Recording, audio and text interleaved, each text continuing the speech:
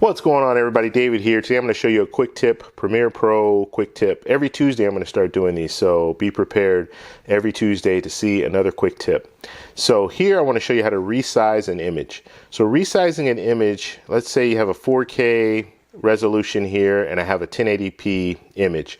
So that 1080p image is not going to fit the 4K, and you see the black around the outside here. So my old method is I would double click and I'd hit the shift key, grab one of the corners and just drag it all the way out.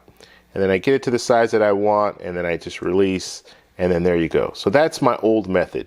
Now the new method, and the easiest way to do this, is just to hover over your clip, right click, come down here to where it says scale to frame size, click on that, and there you go.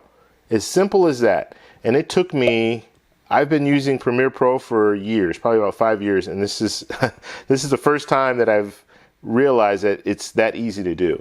So the reason that you want to do it that way is because now when I click on it, you see it's set up exactly the way it should be set up, as opposed to the old image here, where if I double click on it, you see there's a little bit of stuff around the edges, and if I want to fine tune it, I can hit the shift key and kind of drag it in just a little bit, and that looks pretty good. But then you're not always sure, because I've had edits sometimes where, let's say it's over to the side just a little bit, and you can't really tell always, but let's say it's over just a little bit, you can't really see, but there's a black bar right here. So that black bar is going to come out. So when I run it back, after I've rendered it and everything, and I look at the video, and then I have this black bar on one side. So the easiest way to do it is just to fit it to the screen.